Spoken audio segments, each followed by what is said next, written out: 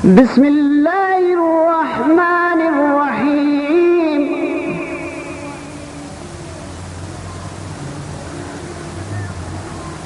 قل أعوذ برب الناس ملك الناس إله الناس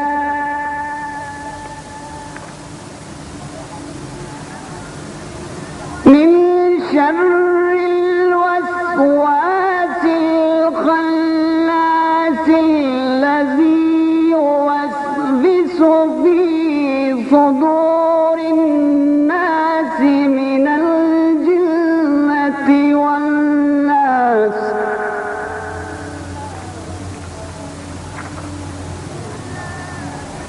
بسم الله الرحمن الرحيم.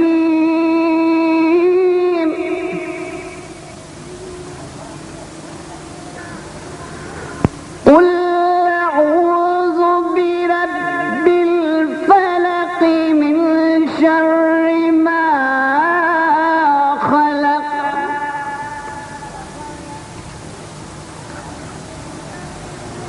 ومن شر غاسق إذا وقب ومن شر النفاثات في العقد ومن شر حاسد إذا حسد. الله الرحمن الرحيم.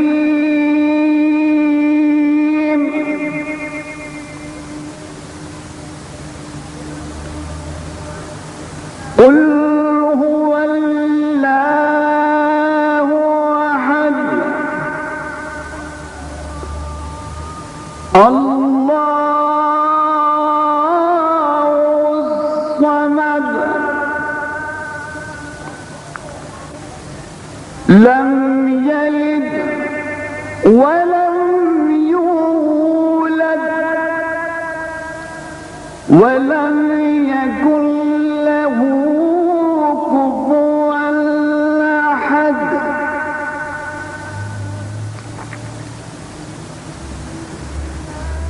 بسم الله الرحمن الرحيم. قل هو الله أحد الله الصمد لم يلد ولم يولد ولم يكن له كفوا أحد.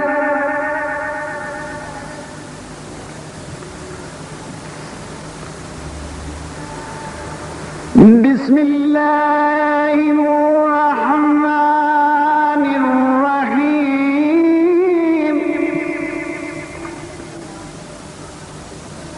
قل هو Name of Allah, the Merciful, the Compassionate. All praises be to Allah, the Creator of the universes and their Sustainer, the Provider of believers and unbelievers.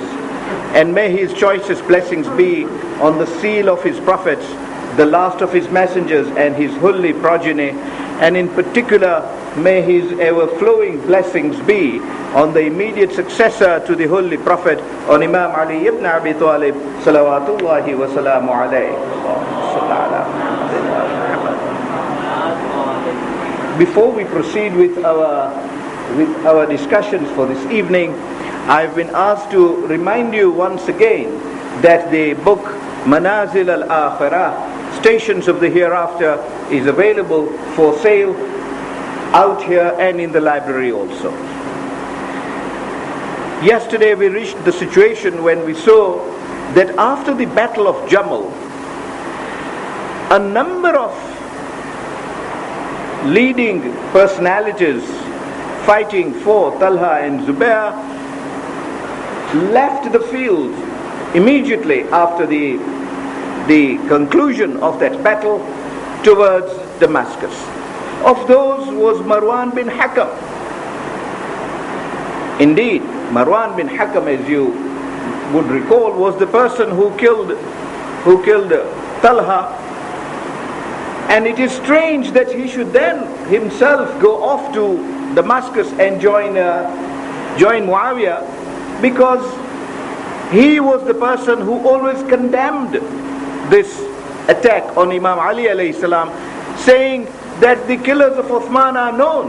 Why is Ali implicated in this at all? Indeed, it is said that when the army of Talha and Zubair were moving with Aisha from Makkah to Basra, on the way Mughira had joined them, and so had Sa'ad, another veteran from Makkah. But on the way they stopped and they queried Aisha and they queried Talha and Zubair. A very relevant question they asked.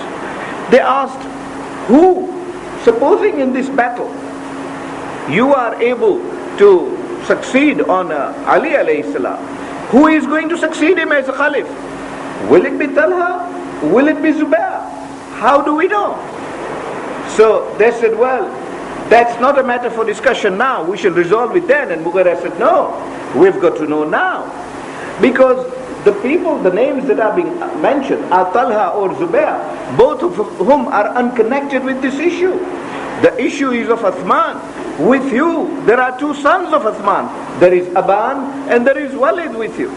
Why are they not being considered for succession? How come Talha and Zubair are being considered for succession?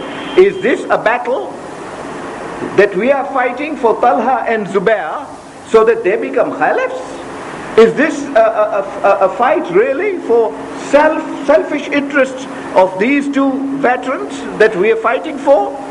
The picture became very clear by then, and Mughira pointed it beautifully. And they said, no, this is to avenge the death of Uthman, and we will proceed on that basis, and the question of succession will be decided later as to who should succeed. Mughira immediately withdrew himself from that army, and having withdrawn himself, he allowed the people to pass. When Marwan bin Hakam passed him, he said, Marwan, where are you going? Are you looking for the killers of Uthman when they are there? On the right and left of Aisha? Grab them now and kill them now. You don't need to go any longer or any further. Marwan bin Hakam just smiled and went on. But immediately on conclusion of Jamal, he now, together with the other governors who were deposed, fled off to Damascus, and there they gathered with Muawiyah. Muawiyah now has not only his strength, he has these added strength. The governors whom Imam Ali alayhi salam had deposed had all gathered also in Damascus. He then called Amr ibn As. Amr ibn As was at one time the governor in Egypt. He was deposed and he was living in Palestine. He also came in, but he came in on conditions. This is Amr bin As that we are talking about, the one, you remember, who told the Holy Prophet that if Abu Bakr and Omar did not succeed in Wadul Raml, he would succeed because he was deceitful. So that deceitful Amr bin As says to Muawiyah, I will come in and join you provided my reward is predetermined.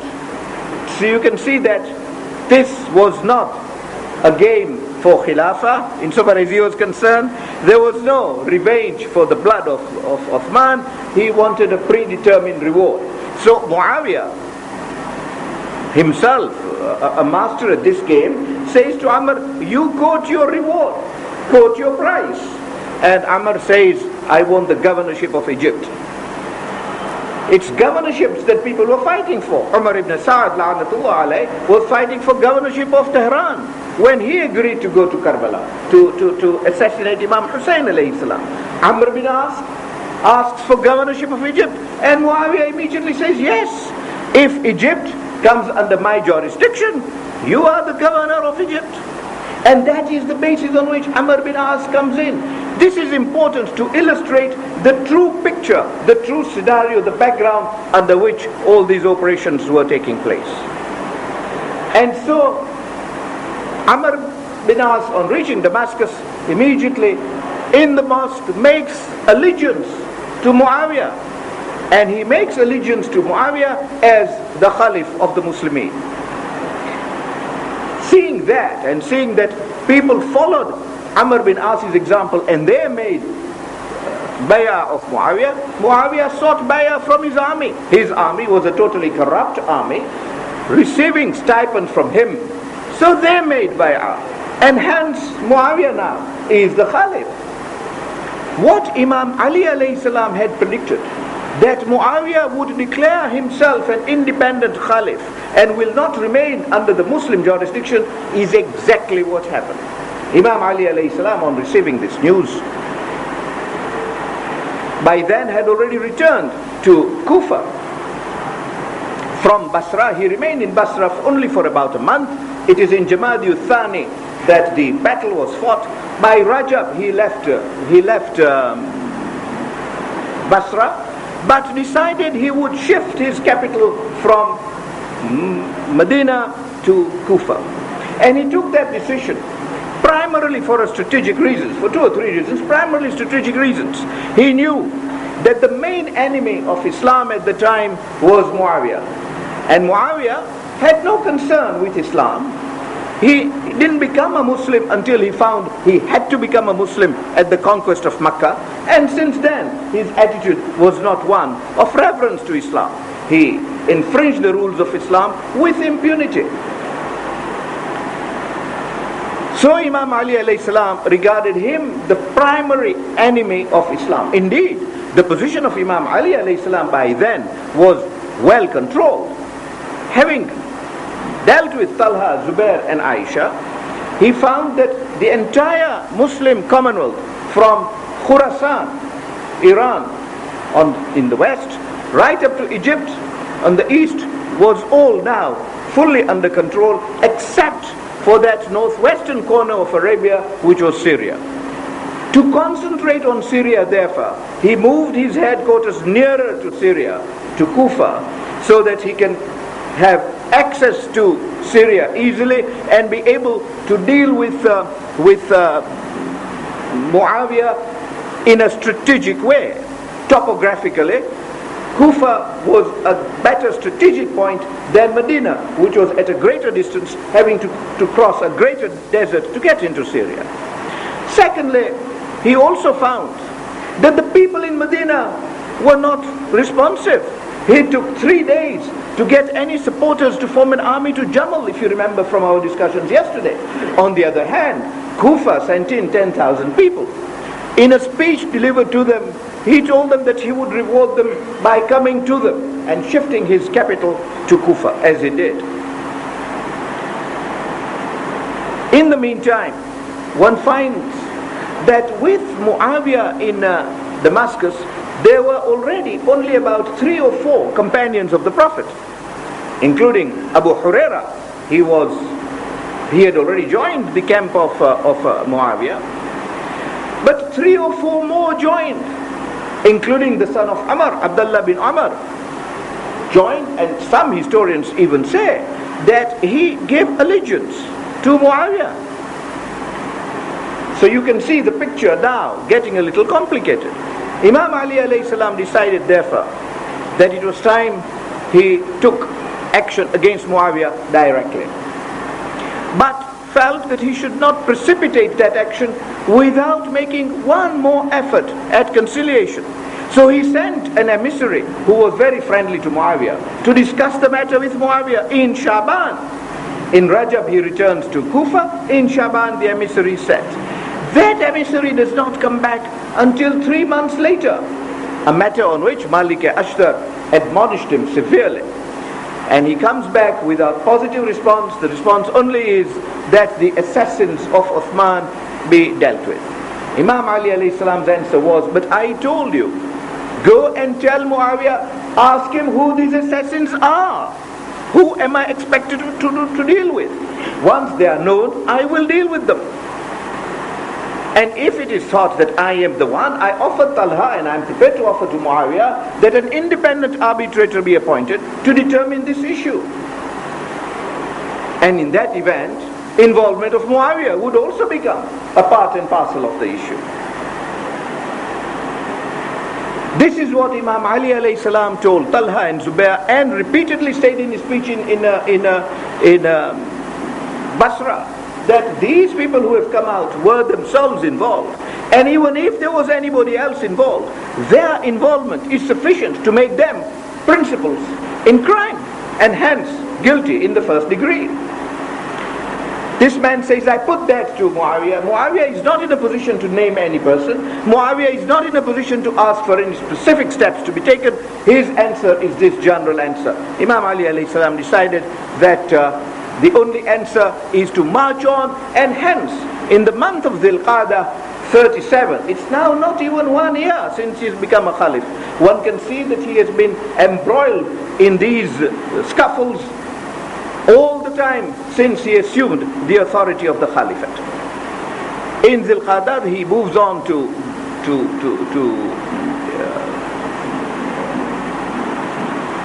Damascus.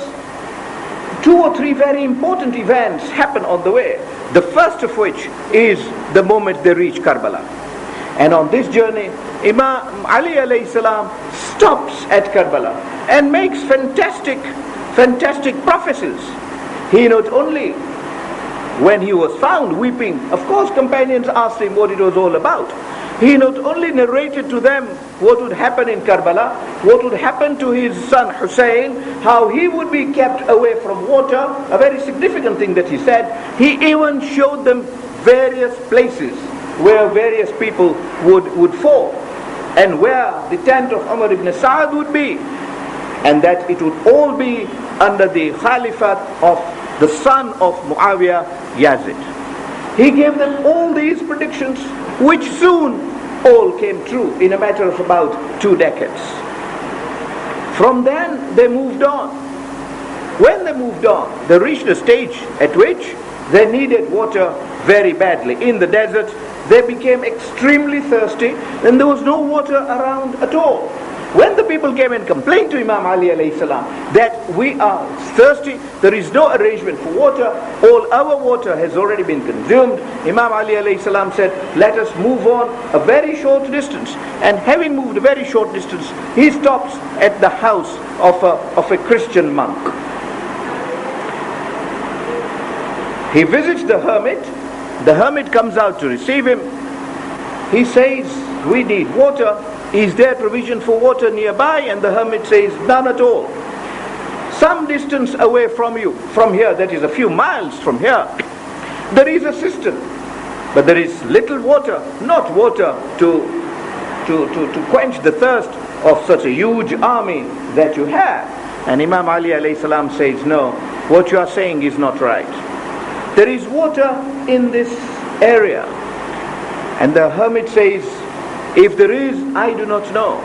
So Imam Ali alayhi salam says, no, you do know. Some ancient Israelite prophets lived here. And when they lived here, they dug a well here. And that well is in existence till today. The hermit says, yes, I have read about it in the books. In our books, that is well settled. But it's not a well that I would know of. I do not even know where it is. I can't tell you. And it's not a well that you can get to, or any of you can get to.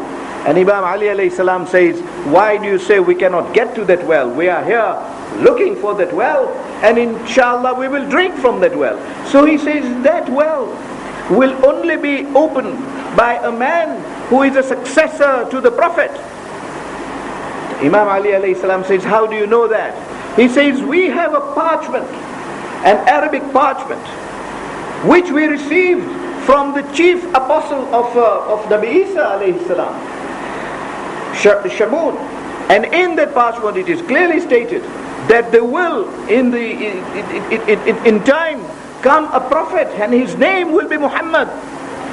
He will have a successor, and that successor will be the leader of successors, Sayyidul Wasiyyin, the leader of successors. When he will come to this area, he will be able to spot this well, and he will be able to get water from that well and quench the thirst of his army. So unless you are a successor of that prophet, You have no chance of getting that water from that well. I have never even dreamt of trying to find out where it is. I always go the 5-6 miles to get water every month and bring supplies for myself. Imam Ali alayhi salam says to the people, have you heard what he says? So they all said, yes, but we rely on you. You are the true successor. And Imam Ali alayhi salam points out to them the exact spot where the well is.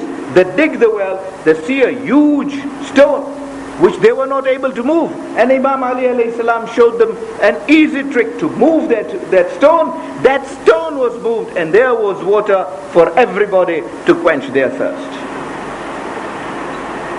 One would have thought that this was conclusive evidence for anybody in the army of Imam Ali alayhi salam to be convinced that he is Sayyidul wa Sayyid. Whether that was so or not, whether everybody got convinced or not, that monk certainly got convinced. When he saw that happening, he immediately fell to the knees of Imam Ali alayhi salam, not only recited the Shahada, made bay'ah of Imam Ali alayhi salam, but sought leave to join in the army of Imam Ali alayhi salam. That army moves on. They come to Euphrates. They cross the Euphrates. The vanguard army has skirmishes at the outposts of Syria. But the vanguard army is able to overcome. The outposts army moves on and finds that there is already 10,000 people of Muawiyah guarding the Euphrates. Imam Ali alayhi salam issued orders that is where they will camp, at the Euphrates. Imam Ali alayhi salam says, there is no way we can go further in because water might be cut off. Water became the first issue. Having camped there, the army of Muawiyah said, no, we will not give you access to water at all. Imam Ali alayhi salam sends an emissary directly to Muawiyah and says, we are Muslims. Although we are in opposite camps, both the camps have kith and kin amongst them. And water is a matter of human rights. Water cannot be denied to another human being. Hence, you must allow us access to water. Muawiyah calls his council. Strangely, Amr ibn As advises that he should be given access to water. And Muawiyah says, why do you say this? He said, knowing Ali, he will never agree to start this battle without first sorting out the question of water, and he will win the Euphrates. So there is no point in us losing more people. But the majority of the commanders there insisted that there should be a fight on water. Your usual place is vacant. There is, so he followed the majority of the commanders and said, no, we will fight over it. When Imam Ali alayhi salam received that sort of information, he immediately authorized within 1 hour Malik Ashtar, who was his general of the horses, to commence a battle. And within 1 hour, Malik Ashtar had a column of 10,000 people behind him, and the commander of the foot soldiers, he too, Ash'ath bin Qais, he had 10,000 people with him. And immediately a battle raged. A number of lives were lost. Severe battle took place. Malik Ashtar became severely thirsty because he was exhausted too. His assistants offered him water. Said, have some water so that you can fight on. And Malik Ashtar says, I will not have water at all. We will discuss more about Malik Ashtar tomorrow night, inshallah. He says, I cannot have water. This is a true disciple of Imam Ali alayhi salam. Just as Imam Ali alayhi salam would not eat anything more than 2 slices of dry bread, and would say, how can I eat more when there are people around me who are hungry? So you hear Ash'ath saying in Siffin, how do I drink water when there are my followers fighting with me who are thirsty? Whilst this was going on, he was attacked because the enemy is so well. Malik is unguarded, and his assistants report that even in that stage, he not only fought back, but killed 7 people at a go. He then became ferocious. He asked everybody with a water skin to join him. Bring all your water skins. He went right through the column of Muawiyah's army. You can recall the battle of Abbas in Karbala. He went right through that column, and his soldiers followed him. In due course, they were at Euphrates. All the water skins were filled. Muawiyah got worried. He sent Amr ibn As with his battalion. Another 3,000, 10,000 were there. Another 3,000 came. Another battle ensued as water was being brought out. And when that battle was ensued, Amr bin As fled, and the Muawiyah soldiers fled. Now the entire Euphrates is in the hands and command of Imam Ali alayhi salam. Now the roles have reversed. The devil now comes to beg. But he's begging whom? He's begging one whom, as you recall, the Holy Prophet said, Imanu kullu, the very embodiment of faith. Muawiyah sends a word to Imam Ali alayhi salam saying, now you have got the Euphrates, and I now beg of you that you should allow us water. The answer given was, there is no need to beg. Your soldiers have a right to this water as much as we have. And whensoever you need water, your soldiers with safety and impunity can come to the banks, take water, and go back to your army unmolested, unobstructed, unharmed. That was the character and personality of Imam Ali alayhi salam. You might have thought that seeing that, the Syrians would turn around and say, this is a true Imam, not the one we are fighting for. But the devil had assumed total control of the Syrians who were fighting with Muawiyah. Negotiations again started. Nothing much came out of it. And hence, a battle was started in the month of Dhul Hijjah. Soon Muharram came. So all the battles were suspended, because in Muharram there cannot be fights. It is Shahrul Haram. The only person who will fight is Yazid. The only person who will continue a battle is Umar ibn Sa'd, la'natullah. And the only victim that the Muslims could have thought of to kill in the month of Muharram was the grandson of the Prophet. But even Muawiyah, the father of Yazid, suspended atrocities. And there was no battle in the whole of Muharram. In Safar, again, the battle started, skirmishes started.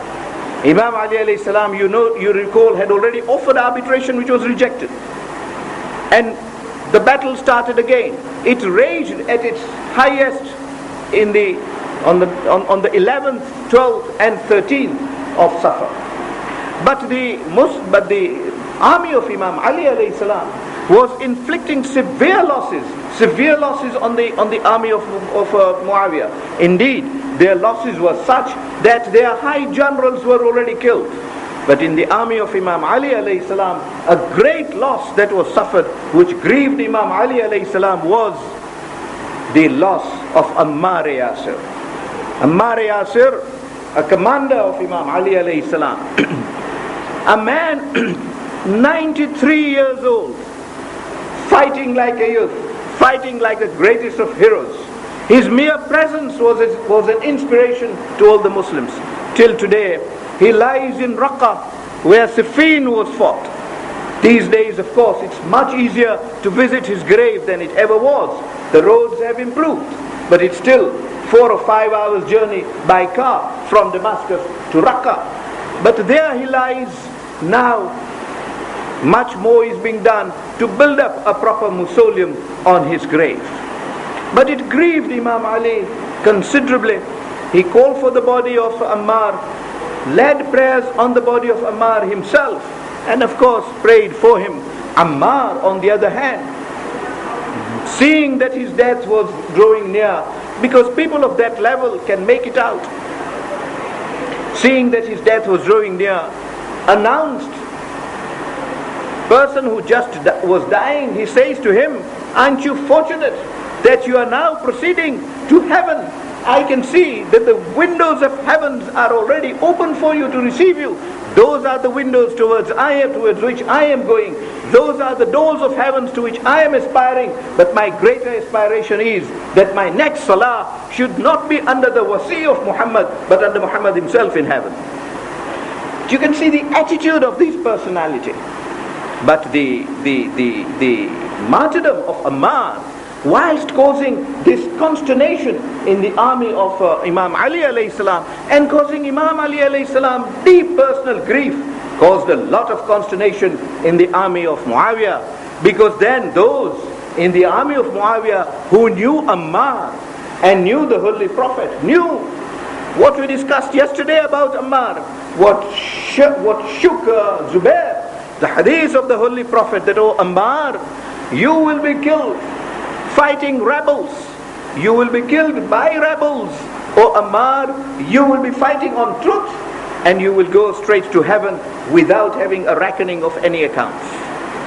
So the Syrians, now in place of Zubair as it were, came to know that they were in the wrong. Ammar was on the other side, and if Ammar has been killed by the Syrian army, then this Muawiyah's army was the army of the rebels.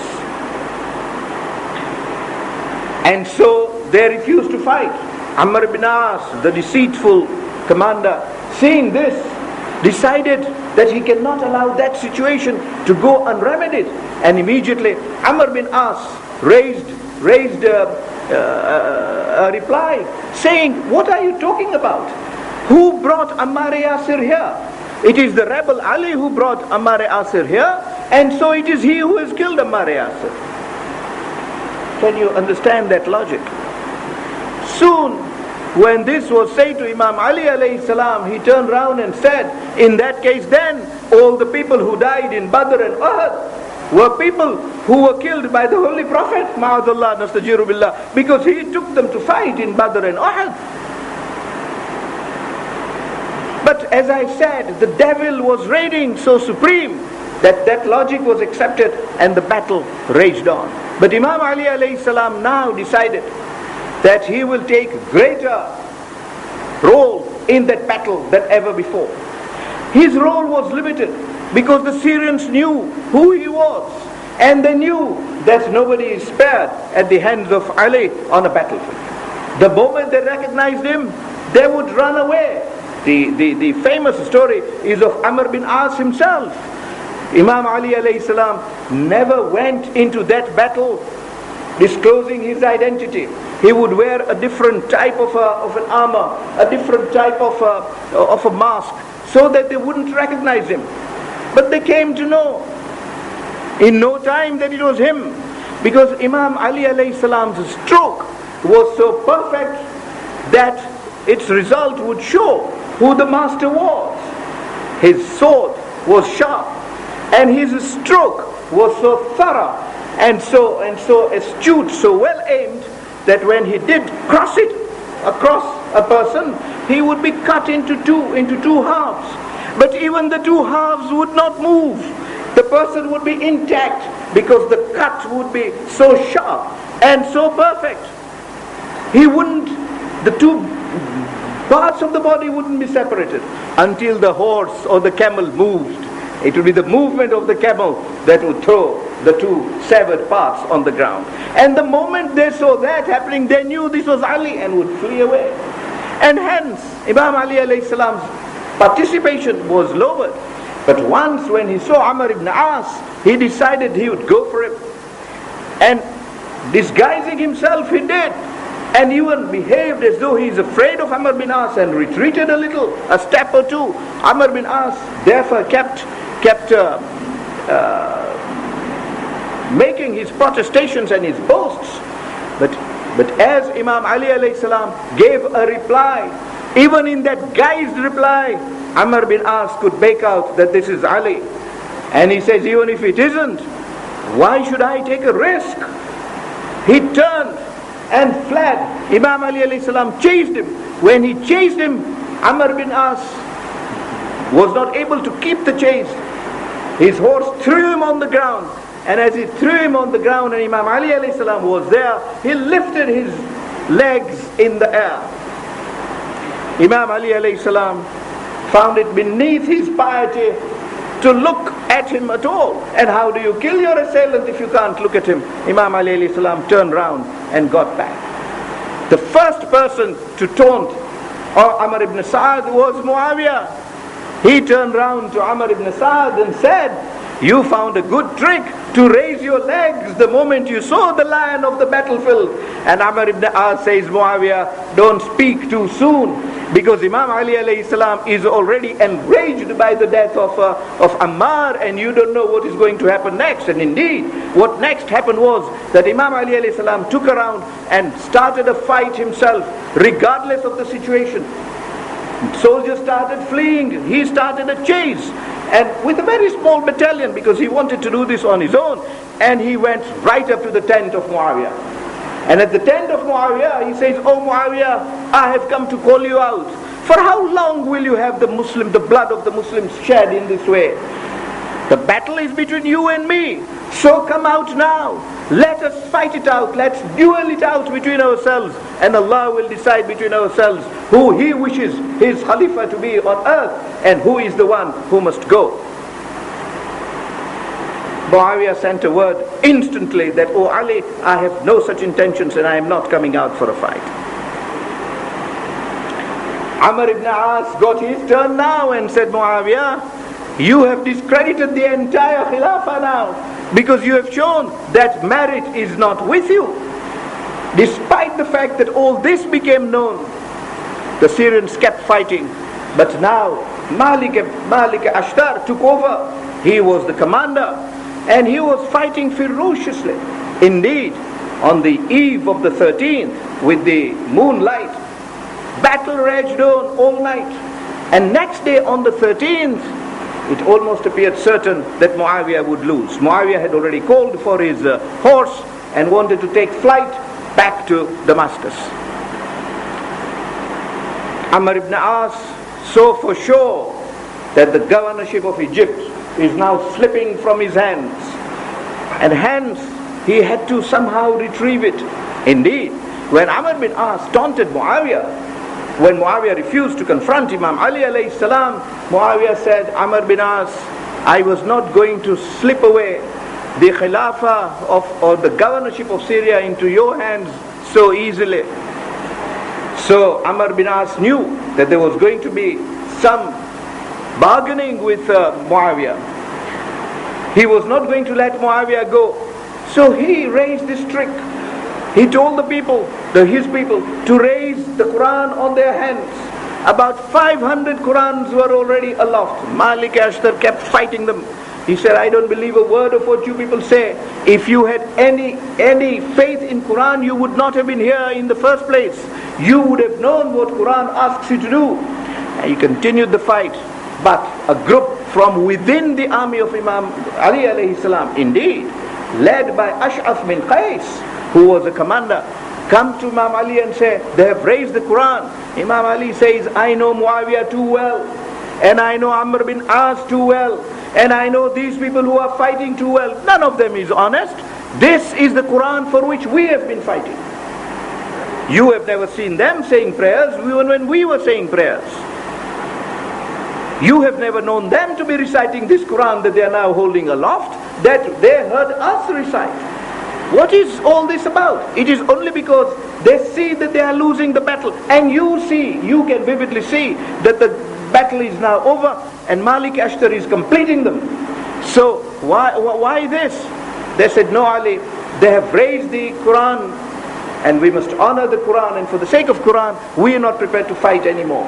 Imam Ali said, "You may not fight, but the battle will continue. My orders are that the battle should continue, you should fight. If you decide not to obey me, that is your decision. I will not interfere with that, but the battle will go on." They said, "No Ali, we do not accept even that.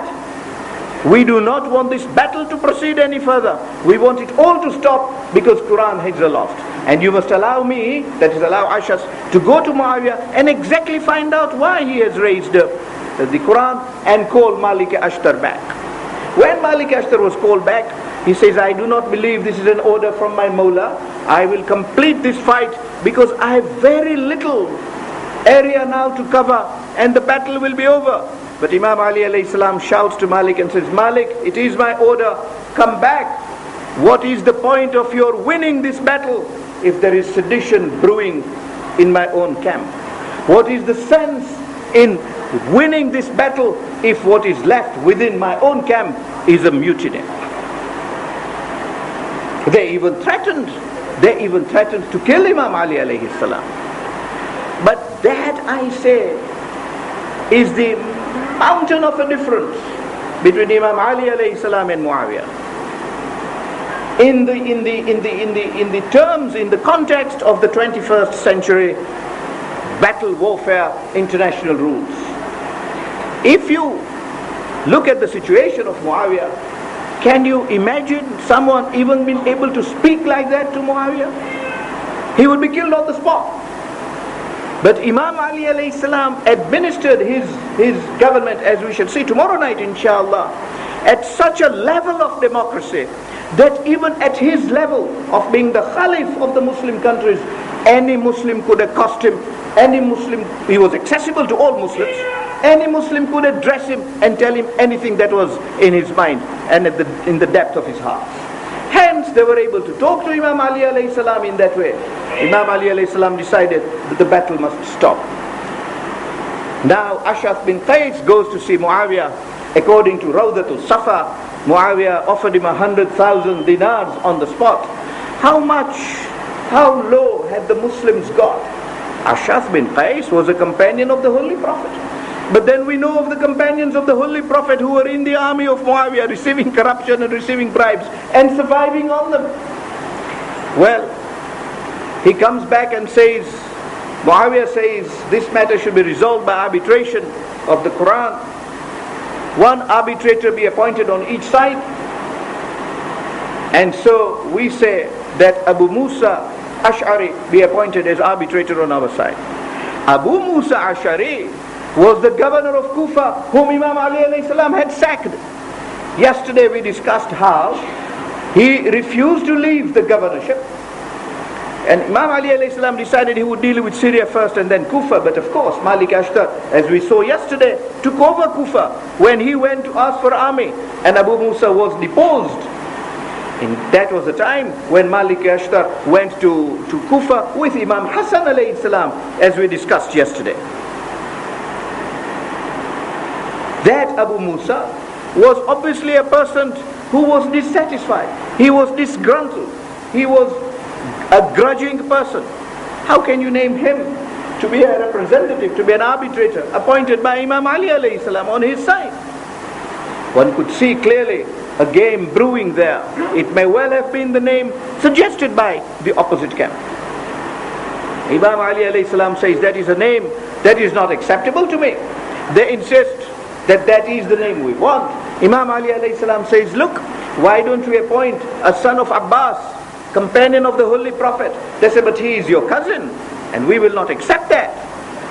We may as well send you then as an arbitrator. Look at the language that was being used. So Imam Ali alayhi salam says, let us send Malik Ashtar. He is not my cousin and he belongs to our camp. And they said, no, we will not accept that. Only Abu Musa. Imam Ali alayhi salam says, well, then that is your choice. And you can present that name yourselves. I will not present that name. Imam Ali alayhi salam was keen to ensure that a division, a split amongst Muslims does not occur at that point in time.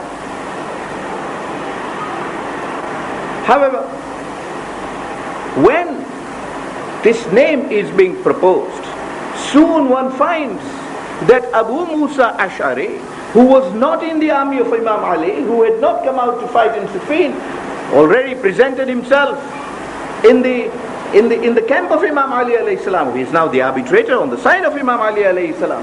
And everybody wondered from where Abu Musa turned up. This development gives a lot of clue to what really must have gone on for his name to be mentioned.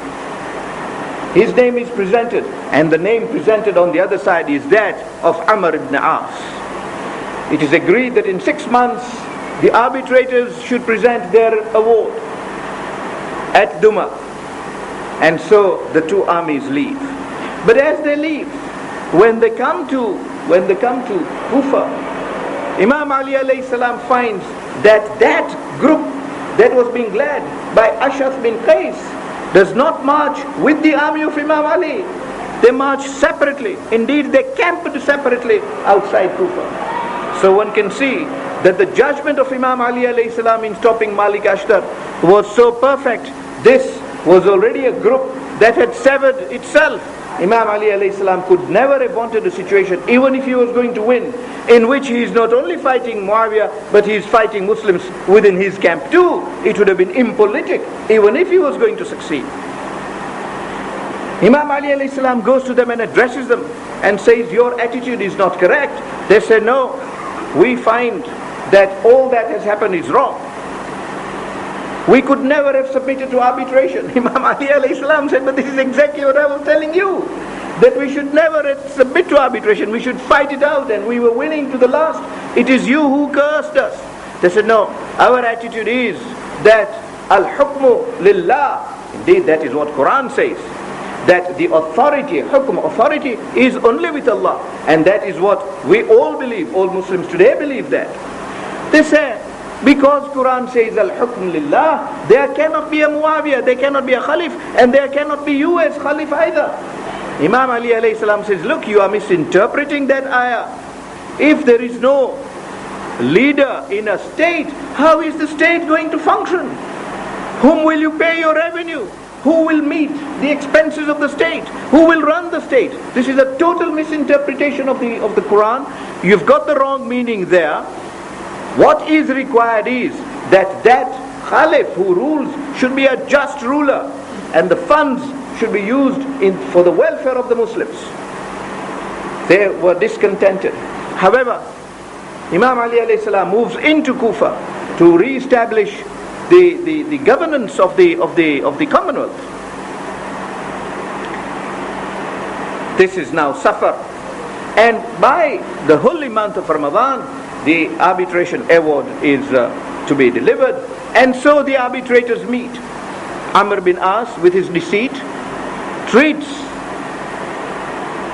Ash'ath with Ash'ari with great respect, and sits in discussion with him. He says, look, Muawiyah is a Khalif, he is well respected in Syria. He is a person who will be accepted by everybody. The blood of Uthman has to be avenged, and hence he being an Umayyad is a more legitimate successor to Uthman. Abu Musa says, in that case there are sons of Uthman who are more Umayyads. They were the blood of Uthman, but they would be even more legitimate successors. You can see there is no logic. Even Abu Musa is able to argue Amr bin As out. Amr bin As sees that things are not going to be as straightforward as he first thought. So he, in his deceit, in his trickery, asks Abu Musa, how do you think the matter should be resolved? Abu Musa, in order to attract favors from Muawiyah, says, I think both of them should be deposed. Ali should be deposed, Muawiyah should be deposed, and a third person should be elected by the entire group of Muslims. Amr bin As says, this is a fantastic idea, and I accept it now. So you go and announce it. Abu Musa says, no, Amr, you announce the decision first, and I will come to follow it. None is trusting the other now. But Amr bin As says, but the idea is yours. How can I go and put forward? You must go and put forward first, and then I'll come to support you. So Abu Musa pronounces the decision of the arbitrators. He says, we depose Ali, we depose Muawiyah, and we say that an election be held. When he comes down, Amr bin As has his turn. When Amr bin As stands up to give his award, he says, Ash'ath has deposed his Khalif, Ali, and I agree with him that Ali should be deposed. And once Ali is deposed, Muawiyah is left, and I declare that Muawiyah is the Khalif of the Muslims. Abu Musa was taken hotly by surprise. He announces that the decision between the two was the kind of decision that I gave. Who was there to challenge Amr bin As? The son of Amr stands up and makes a khutbah. The son of Abu Bakr stands up and makes a khutbah, condemns this award, says this is all unjust, it's all wrong. To what depths have Muslims lowered themselves? Nothing is going to have effect on Amr bin As. They moved out. Even the Syrians themselves were disturbed about that ruling. But Muawiyah proceeded on. When Imam Ali alayhi salam in Kufa receives this news, he says the answer immediately is that we cannot accept this award in any event. It is not a legitimate award. The true arbitrators are directly in conflict with each other. Their awards are contradictory, cannot be accepted, and the answer is that we march on Muawiyah straight away. And he began to prepare for another march on Muawiyah. Indeed, his army had already left. He had information before he left Kufa that this group of Ash'ath bin Qais is already brewing problems, and that they had set up their headquarters in Nahrawan near Baghdad. They came to be known as Kharajites.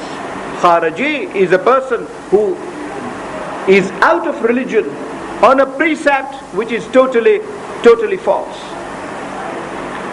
They set up this religion of their own, as it were, and demanded that everybody should follow their religion. And anybody who does not follow their religion is not a Muslim. There is no shortage of such people even today.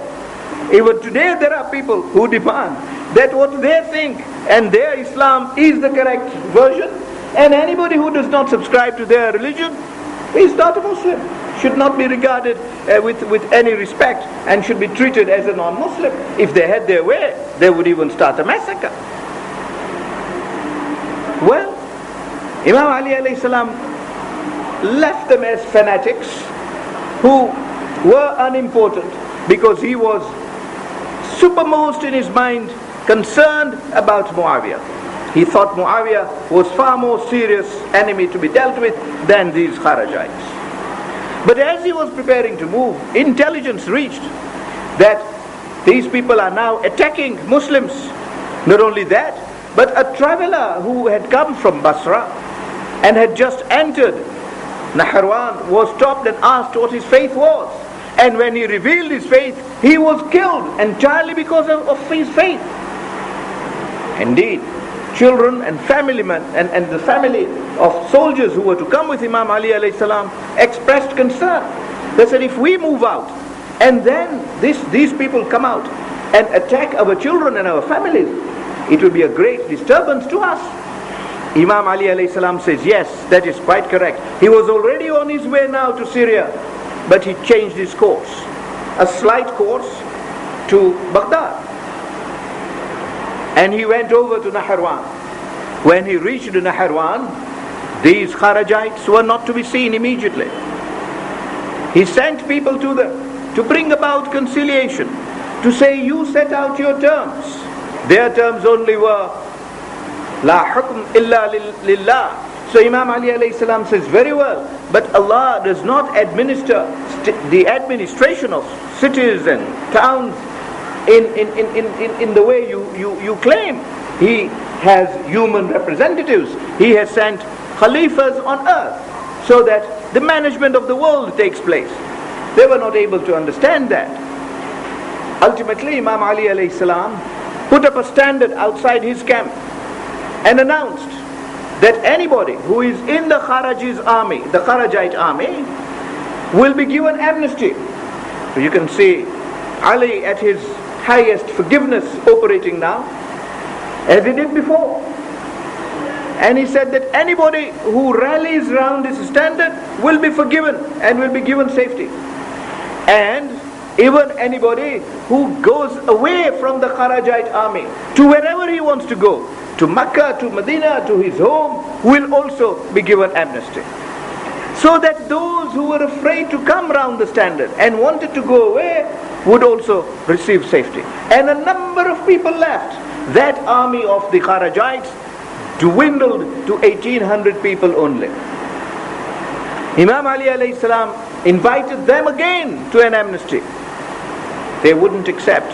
And Imam Ali alayhi salam commenced a war in which he himself took a leading role.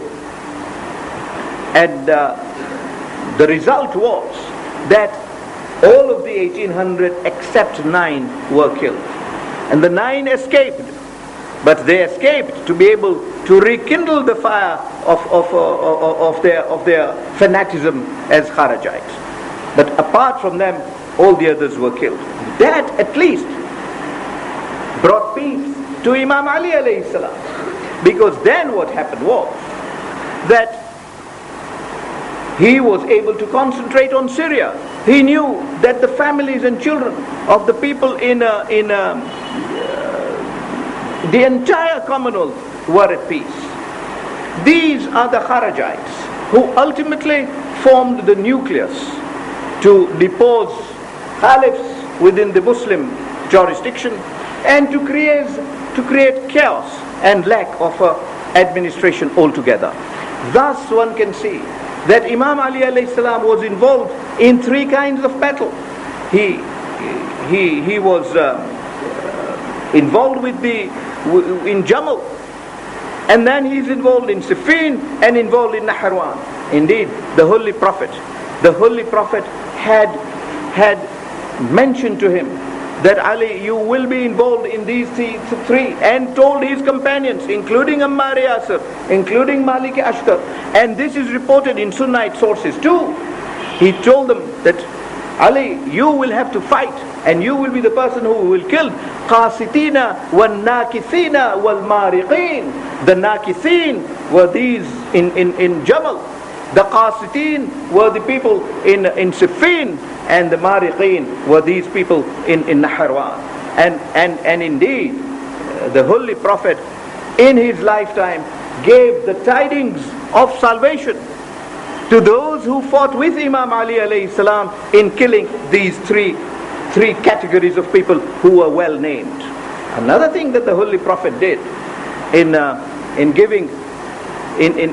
making his prophecies to Imam Ali alayhi salam was, if you recall, in Hudaybiyah. I touched it a few nights back, touched on it in our discussions on Hudaybiyah last year. This is perhaps the occasion on which we can discuss it in little detail, but very little.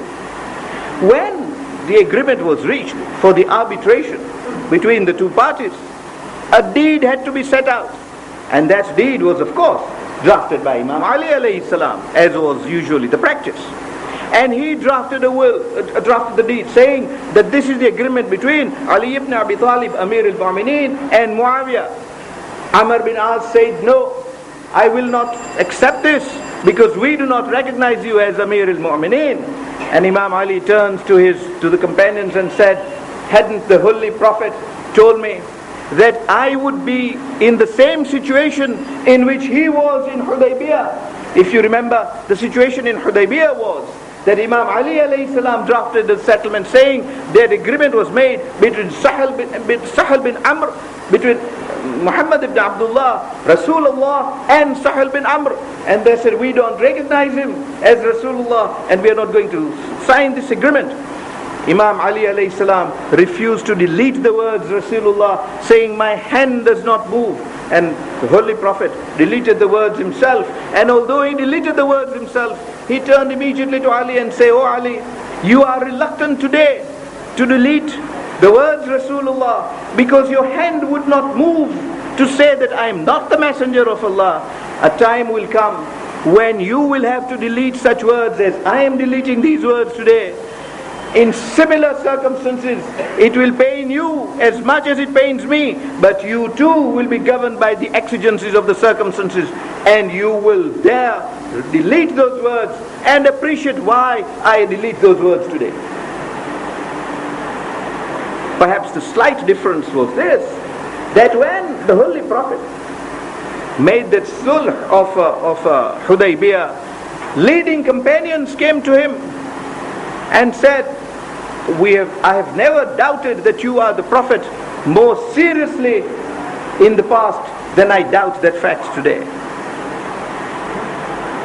At least Imam Ali was not told that. He was told, we don't recognize you as a Khalif because there can be no Khalif at all. Al-hukmu lillah. But Imam Ali alayhi salam deleted those words so that at least there was peace at that time. And even if the Muslims in Syria were fighting, at least Muslims in Iraq and Muslims within the Muslim Commonwealth were in peace with each other.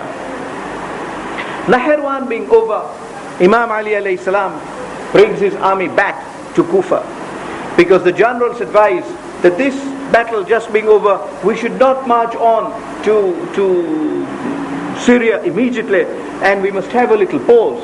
So the army is brought back to Kufa. It is asked to rest outside Kufa, and they are given one day of holiday to visit their families. So they move out to go to visit their families, to return the next day. You'll be shocked to hear the next day those soldiers did not come back to go back to fight in Syria. Imam Ali alayhi salam decided that he will give the matter a repose. He will give the matter some time so that the situation settles down before he takes further steps ahead. But Imam Ali alayhi salam must have had second thoughts about the people of Kufa. He must have begun to wonder what Kufa has in store for him, just as what Medina had in store with him. That is precisely what his grandson Imam Hussein alayhi salam came to discover once again in a matter of a couple of decades. They called him over to Kufa saying, we do not accept the government of Yazid. We want you as the Hujjatullah to guide us and put us on the straight path. Imam Hussein alayhi salam sent Muslim over to Kufa. And what did they do with Muslim? Ultimately, what Imam Ali saw, that nobody turned back into the army, is what Hazrat Muslim alayhi salam saw. They prayed behind him, 5,000 people saying their prayers behind him in Dhuhr, a handful in Maghrib, and when he finishes his prayers and moves out, there was only one person. By the time he's at the door, Hazrat Muslim was alone. And the Kufites maintained that role all through. They sent people to fight Imam Hussein alayhi salam until Imam Hussein alayhi salam was martyred in Karbala, and a stage was reached after that, as we started showing last night, that the family of Imam Hussein alayhi salam was also moved from Karbala to Kufa. We have known of things happening. At least we can say to Imam Ali alayhi salam that whatever happened to you in Kufa, your family was not ill-treated. Your family was allowed to remain in peace in their homes.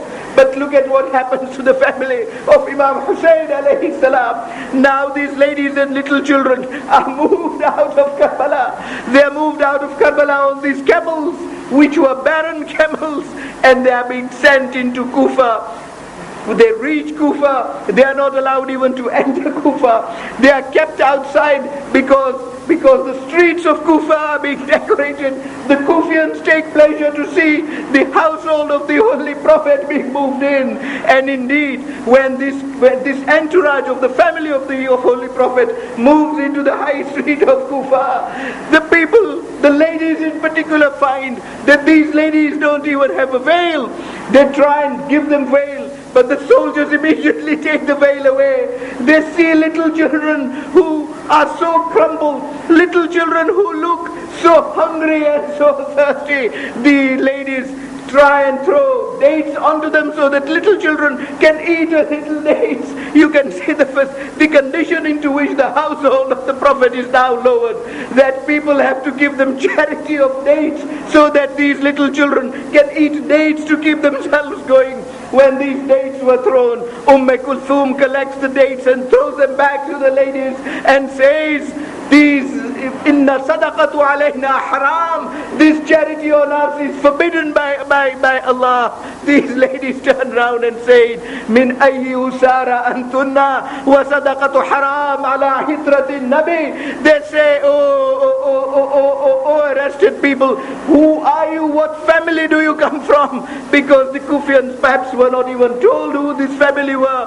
What family do you come from? Because charity is only forbidden to the family of the household. And Kulthum replies, Nahnu itrati Muhammadan al-Mustafa, Nahnu itrati Alihin al-Murtaza. We belong to that particular itra. And the lady says, is that true? Kulthum says, if you do not believe that, look at that head on that spear. Isn't that Hussein ibn Ali? And if you do not see that, look at that other face. Isn't that a complete replica of the Holy Prophet himself?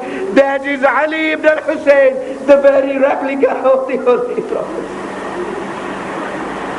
Al-anatullahi ala al-qawmi al-zalimin. وَسَيَعْلَمُ الَّذِينَ ظَلَمُوا أَيَّ مُنْقَلَبٍ يَنْقَلِبُونَ إِنَّا لِلَّهِ وَإِنَّا إِلَيْهِ رَاجِعُونَ. رحم الله من يقرأ الفاتحة.